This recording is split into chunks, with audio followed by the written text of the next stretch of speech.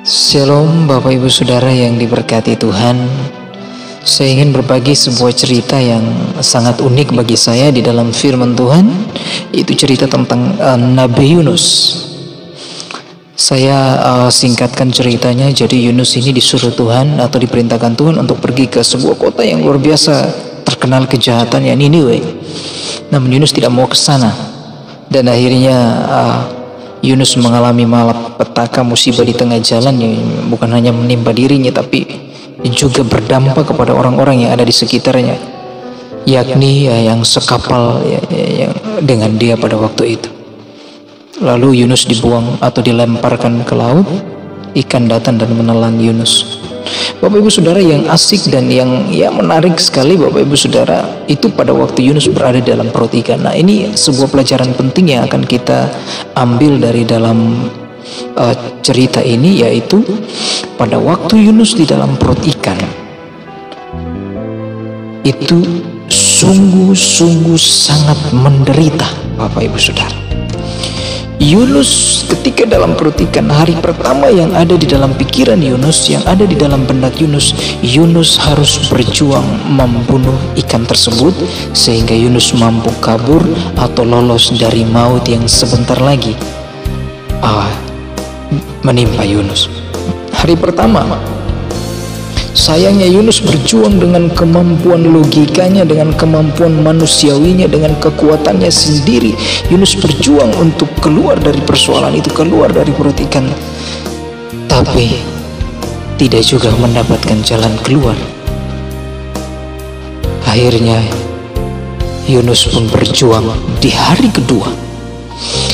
Di hari yang kedua, Yunus pun berjuang dengan kekuatan yang sama, kekuatan manusia, dengan kemampuannya sebagai orang yang luar biasa. Yunus berjuang untuk membunuh ikan dan berusaha untuk keluar dari perut ikan, tetapi usahanya juga gagal. Dan akhirnya pada hari yang ketiga, Yunus berjuang dengan kemampuannya sendiri, berjuang, dan pada akhirnya di detik-detik akhir daripada hari ketiga, Yunus ingat bahwa ternyata masih ada Tuhan Yesus yang sanggup menolong Yunus. Saudara bisa perhatikan di Yunus pasal 2 ayat bagian pertama itu menyatakan bahwa dari dalam perut ikan Yunus berdoa. Bapak Ibu Saudara, ini luar biasa sekali. Hari ketiga, detik-detik terakhir, Yunus baru ingat bahwa ternyata masih ada Tuhan yang sanggup menolongnya. Yunus berdoa. Dan ketika Yunus berdoa, mujizat Tuhan terjadi. Yunus diselamatkan. Yunus bisa lolos, mendapatkan jalan keluar dan keluar dari perut ikan. Aplikasinya untuk saya dan saudara adalah, apapun persoalan yang saya dan saudara hadapi di tahun 2021, ingat bahwa masih ada Tuhan Yesus yang sanggup menolong kita.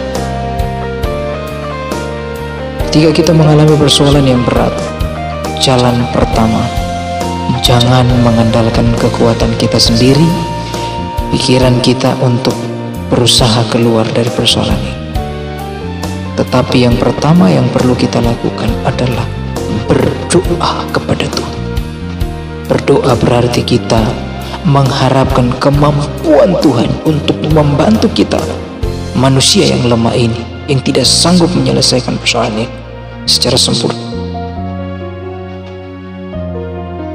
untuk Tuhan menolong kita. Bapak Ibu Saudara, tetap percaya kepada Tuhan. Jangan khawatir, jangan mundur, tetap berharap kepada Tuhan. Berdoalah setiap waktu. Tuhan Yesus memberkati.